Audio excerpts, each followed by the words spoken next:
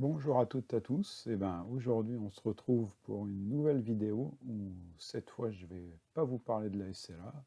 La SLA, c'est marrant 5 minutes, mais ça saoule un peu au bout d'un moment. Je vais vous parler de ce qui a pas mal rythmé ma vie ces 10 dernières années. C'est la course à pied. La course à pied, en fait, je ne vais pas vous faire le récit de toutes les courses que j'ai fait parce qu'il y en a à la pelle. Ça a commencé en 2007. Avant 2007, je n'avais jamais couru. En fait, c'est à cause ou grâce à mon beau-frère qui avait décidé de se mettre au triathlon. Et quand on passait nos vacances ensemble, je le voyais tout le temps partir s'entraîner. Il mettait ses baskets et hop, il partait. Et moi, comme sport en compétition, tout ce que j'avais fait, c'était la moto. Petite vidéo ici.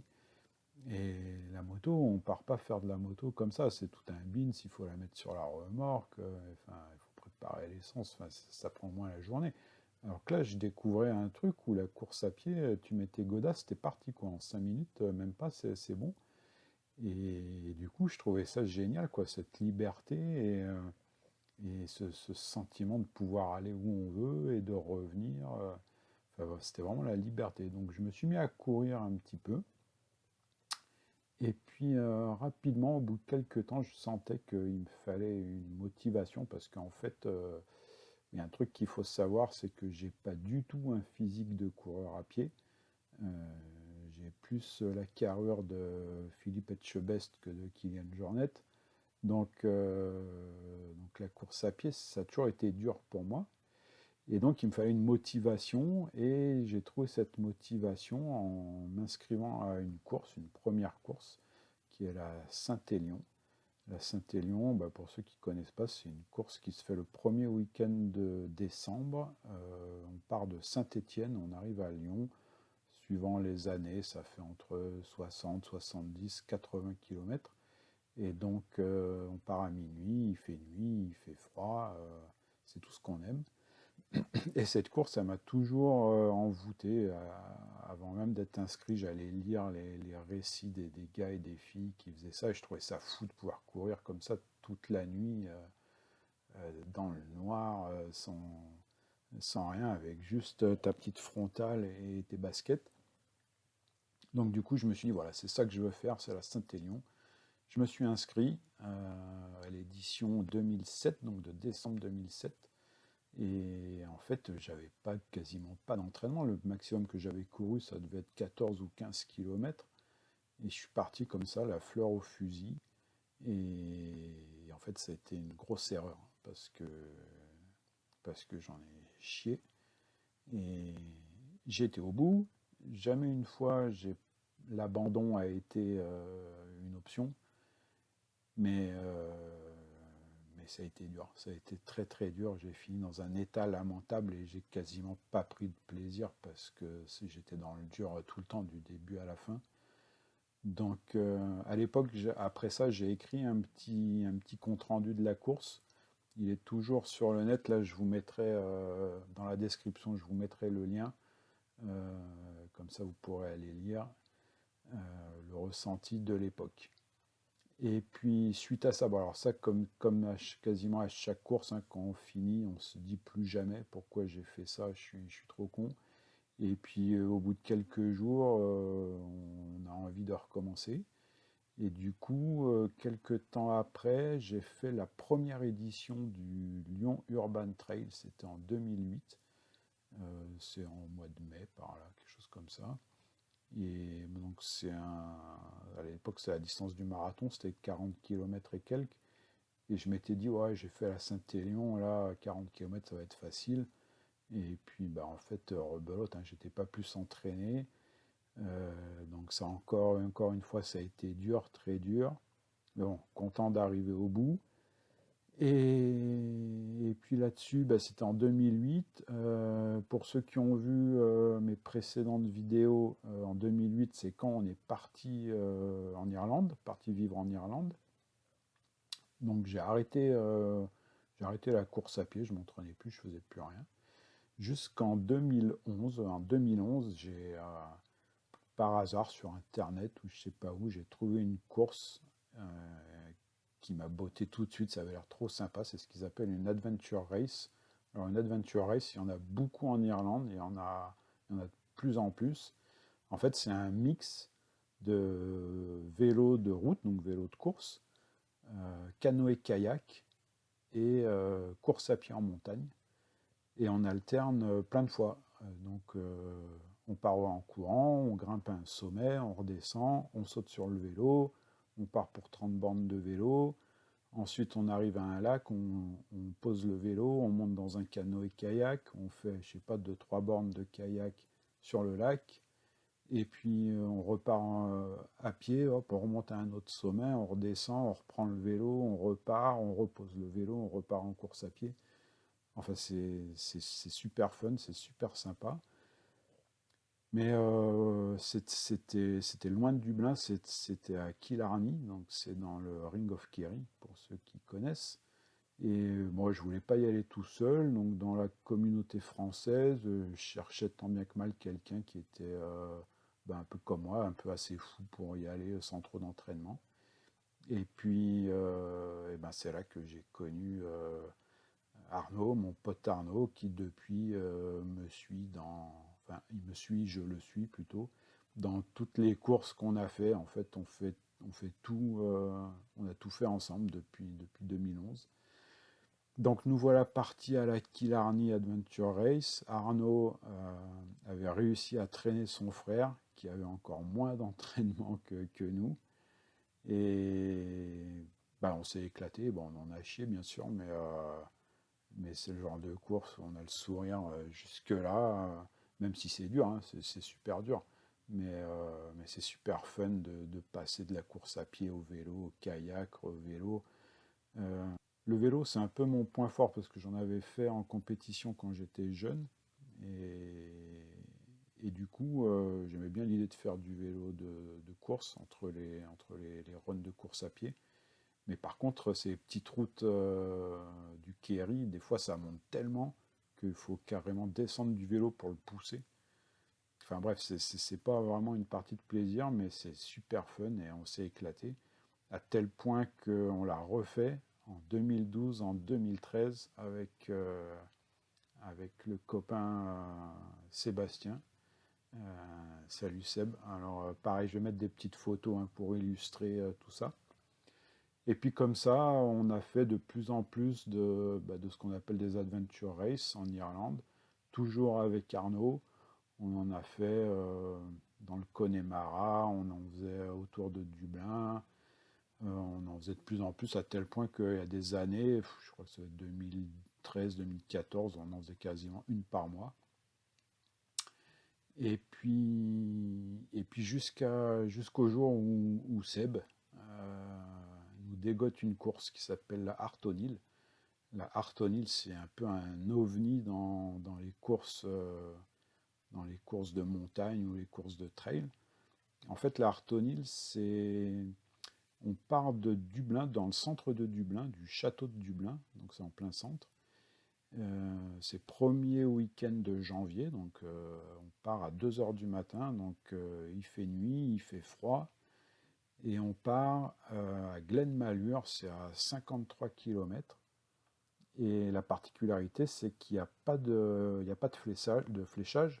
En fait, c'est tout à la carte et à la navigation. Donc ça se fait, c'est recommandé de le faire en équipe, et puis nous le faisons en équipe parce que c'est plus fun. Mais il n'y a que 2 ravitaux sur les 53 km. Donc on part de Dublin, on fait 30 km de route. Donc au début, il y a la lumière de la ville, hein, c'est en plein centre, donc c'est dans Dublin. Et puis petit à petit, on s'éloigne du centre, il fait de plus en plus noir, jusqu'à ce qu'il n'y ait plus de lumière du tout. Donc faut avoir une carte, il faut connaître le chemin. Je rappelle que c'est pas fléché. Et on arrive au premier ravito qui marque vraiment comment dire, l'attaque vraiment du trail à proprement parler, parce qu'on quitte la route pour de bon et on attaque la montagne. Et là, il n'y a même pas de chemin. On est dans la montagne, donc c'est des collines. Alors, il n'y a pas beaucoup d'arbres. c'est de l'herbe, c'est de la gadoue. Faut se rappeler qu'il fait nuit noire, on a nos frontales, on ne voit pas à 2 mètres. Et on est là, alors avec nos cartes, avec nos GPS, on essaye de naviguer tant bien que mal. Et puis, comme ça, jusqu'à l'arrivée, où normalement le jour se lève. Il y a 2 points en fait sympas à voir. Donc la course s'appelle Artonil parce que donc c'est Artonil qui est mort. Il s'est échappé du château de Dublin Castle, et donc il voulait rejoindre Glen Malure, et il est mort de froid en route. Hein. C'était en 1500 et quelques, je sais plus quoi. Donc ils ont fait cette course un peu à son honneur, à sa mémoire. Et du coup, à l'endroit où il est mort, c'est perdu au milieu de nulle part. Il n'y a aucune route, aucun chemin qui y va. Et sur un rocher, il y a une plaque à son nom, une plaque commémorative. Et donc ça, c'est sur un rocher qui est dans la vallée. Et au sommet, ça fait une belle côte. Et au sommet, il y a une grosse croix. Une croix, pareil, commémorative pour lui. Donc à chaque fois qu'on passe là, on fait une petite photo avec la plaque et la croix. Mais bon, on se caille bien, et ce qui est super fun, c'est qu'il y a beaucoup de navigation. Donc on reste en groupe, on reste entre nous. Euh, En fait, les groupes passent où ils veulent, donc dans la montagne, on voit des petites lumières de frontale au loin. Chacun essaye de prendre la meilleure route possible. Je rappelle qu'il n'y a pas de chemin. Donc, dans notre groupe, là, on était 3-4, donc avec Arnaud, bien sûr, Seb, moi, et, et puis c'est fun, quoi, parce qu'on passe toute la nuit ensemble, on se marre, on se supporte les uns les autres. Donc c'est vraiment un super souvenir. On l'a fait 2013, 2014, 2015, enfin je l'ai fait 2015. Il faut savoir qu'il n'y a que 200 places, et il y a plus de 2 ou 3 000 inscriptions. Donc c'est tiré au sort. Et en fait, je ne sais pas comment Seb il se démerdait, mais à chaque fois, on était tiré au sort. Donc ça, c'est cool. Qu'est-ce que j'ai fait d'autre à Dublin? Je me suis essayé à un triathlon. Alors, il faut savoir que je nage comme une clé à molette. Donc j'ai beaucoup souffert à la natation. Par contre, le vélo, c'est plutôt cool parce que c'est mon point fort. Et puis la course à pied, pareil, c'est sur du plat, sur la route, donc c'était aussi cool. C'était un sprint. Alors, un sprint, j'ai plus les distances en tête, mais ça doit se finir en 1 heure et demie. Donc moi qui ai l'habitude de faire des courses de 10-12 heures, là faire une course d'1 heure et demie, j'ai trouvé ça fun parce qu'en fait on a la patate du début à la fin, on peut tout donner, on n'a pas besoin d'être sur la réserve jamais. Donc moi j'ai bien aimé le triathlon, mais bon, vu que je suis nul à la natation, j'en ai jamais refait. Après, qu'est-ce qu'on a fait d'autre? On a fait la Mournway. La Mournway, c'est un marathon en Irlande du Nord. On traverse un massif, c'est pas la montagne, mais c'est des collines. Hein. On l'a fait pareil avec Arnaud. On l'a fait 3 fois, 2013, 2014 et 2016. 2016, je l'ai fait juste avant de rentrer en France. Voilà. Euh, donc tout ça en Irlande. On parlait pas trop de dénivelé. Alors là, depuis en France, j'ai fait beaucoup de trail. Euh, En trail, on parle beaucoup de dénivelé positif. Alors, pour ceux qui connaissent pas le dénivelé normalement c'est la différence d'altitude entre le départ et l'arrivée. Mais bon, c'est pas vraiment représentatif pour les courses parce que déjà souvent le départ et à l'arrivée c'est au même endroit si on fait une boucle. Donc ça veut dire un dénivelé de 0. Et puis surtout, c'est pas représentatif des montées qu'il y a entre, des montées et des descentes. Donc pour ça, on parle de dénivelé positif. En fait, on cumule chaque fois que ça monte, on cumule le dénivelé, et chaque fois que ça descend, on cumule aussi le dénivelé dans le sens inverse. Et à la fin, on a un dénivelé positif et un dénivelé négatif, qu'on appelle D+ et D- dans le jargon. Et, euh, et plus on fait du trail, et plus le dénivelé d'une course est représentatif de sa difficulté plus que de sa longueur. Donc, Donc voilà, le D+, très important pour la suite.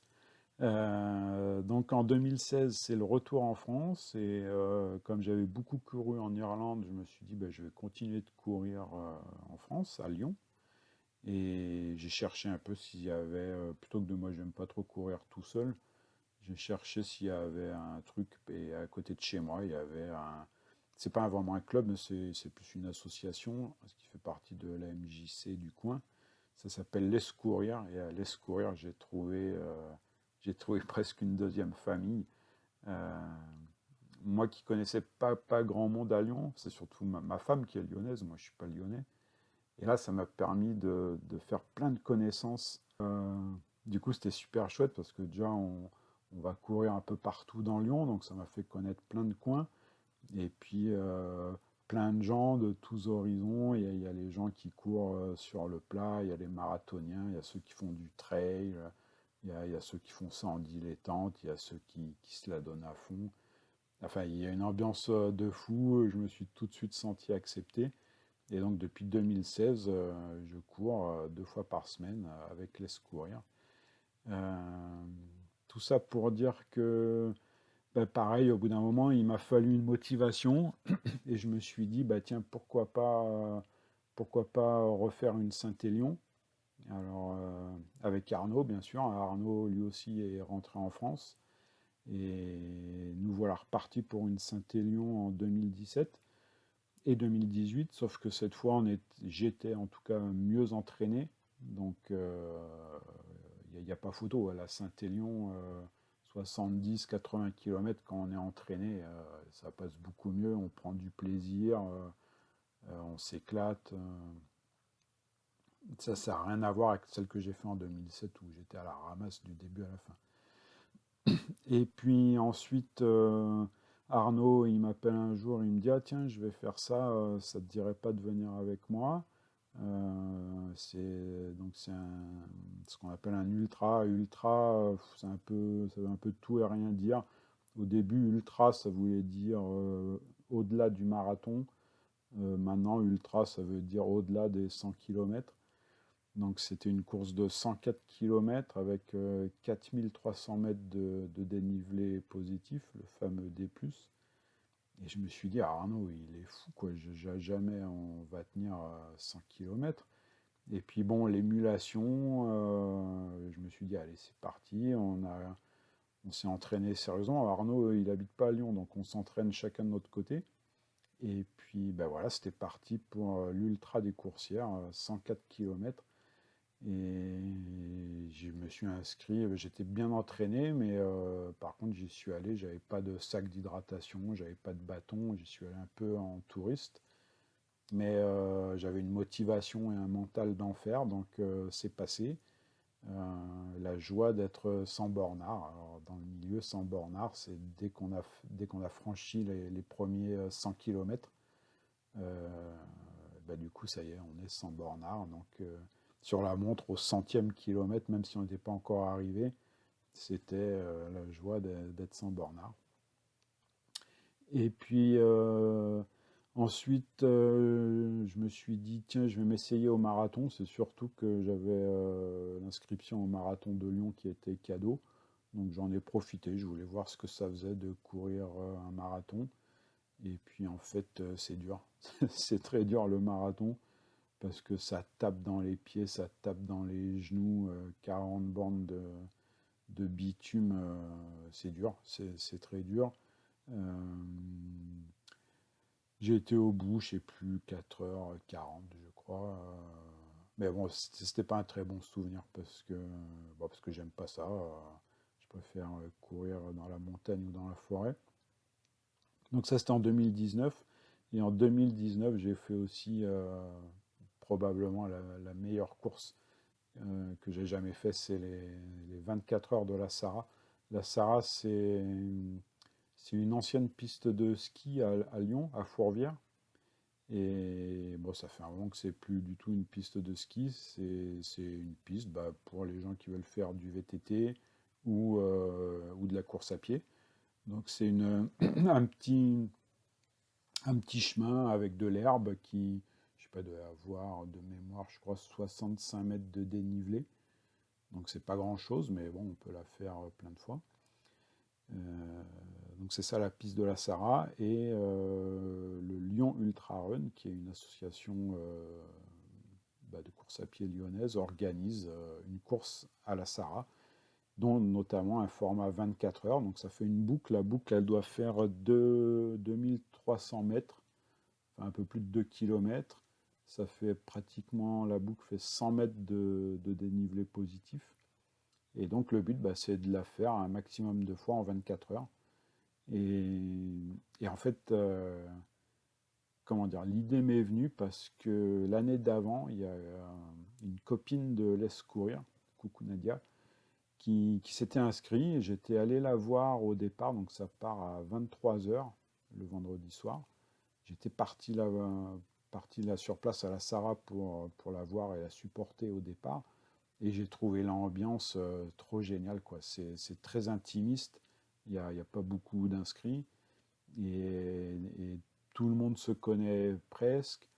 Et, et du coup, le lendemain matin, je suis retourné là-bas pour voir où elle en était. Le lendemain midi, j'y suis retourné pour voir où elle en était, et de savoir qu'elle elle continuait de tourner en rond sur cette boucle de 2 km. Je suis retourné le soir pour l'arrivée. Et je me suis dit, non, mais c'est trop bien, il faut que je fasse ça. Donc je me suis inscrit en 2019 et j'ai adoré parce que les courses horaires, comme ça s'appelle, c'est juste génial. Parce que on peut aller à son rythme. Si d'un coup on est trop fatigué, on s'arrête. Si on a envie de repartir, on repart. On a le ravito, à chaque tour on peut s'arrêter au ravito. Alors, le ravito, pour ceux qui ne connaissent pas, c'est le ravitaillement. Donc c'est là où on peut boire et manger. Il y a aussi, comme c'est un format 24 heures, il y a des chaises longues. Si on veut dormir, on peut avoir accès à son sac si on veut changer de t-shirt, changer de chaussures, etc. Et ce qui est génial dans les courses horaires, c'est qu'en fait, on croise tout le monde tout le temps. Les premiers nous doublent assez souvent, on double les derniers assez souvent, donc on peut discuter avec tout le monde, alors que d'habitude, dans une course, les premiers, on ne les voit jamais, quoi. Alors que là, ils nous doublent tous les 3-4 tours, ils nous mettent un tour, donc ils nous doublent, on discute, il y a vraiment une super ambiance. Et, euh, et donc les 24 heures de la Sarah, génial. Euh, je voulais la faire en 2020, annulée à cause du Covid. 2021, là, ce mois-ci, annulée à cause du Covid. Annulée à cause de la SLA, surtout, j'ai envie de dire. Mais voilà, si j'ai un regret, c'est de ne plus pouvoir faire les 24 heures de la Sarah, surtout qu'il parlait peut-être d'un format 48 heures pour l'anniversaire des 10 ans. Donc voilà, c'est un souvenir de fou. Et puis en 2019 aussi, toujours sur une superbe idée d'Arnaud, merci Arnaud, la Lyon-Saint-Élion. Donc la Lyon-Saint-Élion, c'est comme la Saint-Élion, mais avec 2 fois plus de fun. C'est-à-dire qu'au lieu de partir de Saint-Étienne, on part de Lyon avant. Et l'idée, c'est d'arriver à Saint-Étienne pour le départ de la Saint-Élion et de faire la Saint-Élion avec tout le monde. Voilà. Et, et là, j'étais pas vraiment entraîné comme il fallait. L'aller, c'est plutôt bien passé. Bon, l'aller, c'est 2 jours. On part le matin, on arrive le soir. Je suis arrivé un peu en retard parce que je me suis perdu plein de fois. Arrivé à Saint-Étienne, ça a été la cata pour trouver le ravito. Enfin bref. Du coup, à peine arrivé, j'ai même pas eu le temps de me changer ni rien. J'ai avalé une banane et j'ai dû repartir. Et puis, donc mes fringues étaient trempées de sueur. Là-dessus, il s'est mis à pleuvoir des cordes. J'ai eu froid, mais trempé jusqu'aux os. Et j'ai pas pu me sortir de ce froid. Pourtant, d'habitude, le mental, c'est mon point fort. Mais là, je sais pas pourquoi, j'ai pas réussi. Et arrivé à Sainte-Catherine. Sainte-Catherine, c'est un ravito qui a, grosso modo, à la moitié, pour faire simple. Donc là, à Sainte-Catherine, au retour, donc c'était à peu près les 3 quarts de la course. Donc aux 3 quarts de la course, au 108e kilomètre, j'ai jeté l'éponge. C'était une des premières fois que j'abandonnais. Pourtant j'étais, hormis le froid, physiquement, je me sentais bien. J'avais pas trop mal aux jambes, j'avais pas mal aux pieds, j'avais encore la patate. Tous les voyants étaient au vert, sauf ce froid qui m'a paralysé. Et du coup, j'ai abandonné. Ça va être sûrement un des plus gros regrets de ma carrière de runner, c'est que je m'étais dit, c'est pas grave, comme je savais que c'était faisable, j'ai vraiment arrêté à ça. Donc je me suis dit, la prochaine fois, j'irai au bout sans problème. Et puis, ben, merci la SLA, ben, il n'y aura pas de prochaine fois, tant pis. Et puis, comment ne pas parler de l'échappée belle Arnaud voulait faire un gros truc dans les Alpes, donc avec des vraies montagnes, du vrai dénivelé.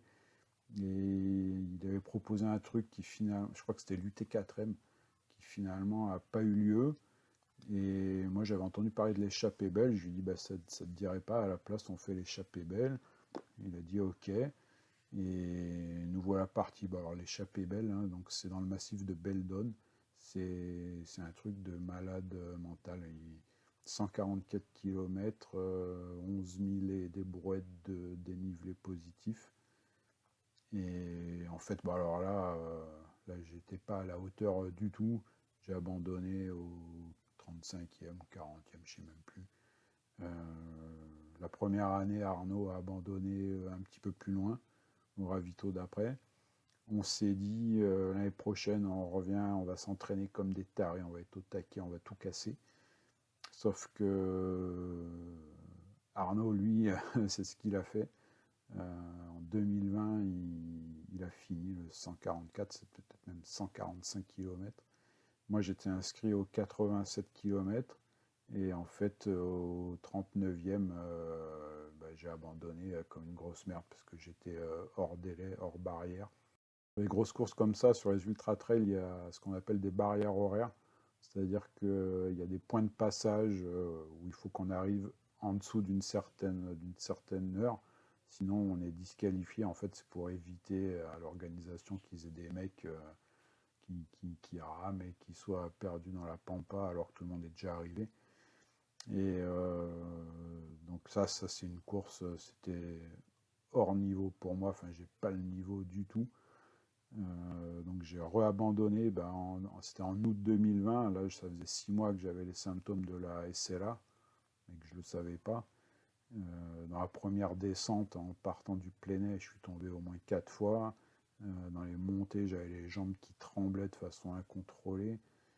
Et puis une fatigue anormale.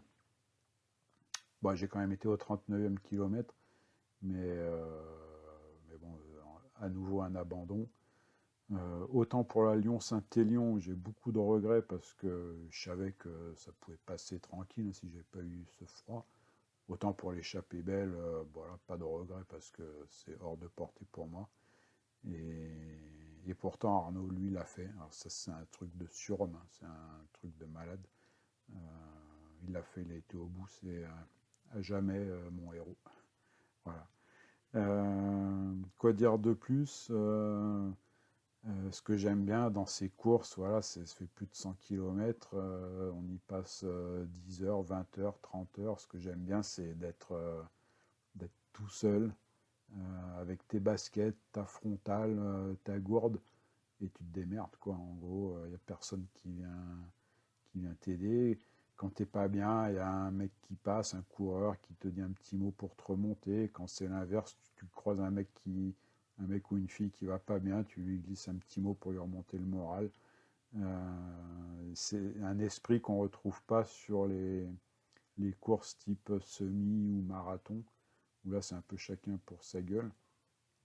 Là, il y a vraiment une entraide entre les trailers.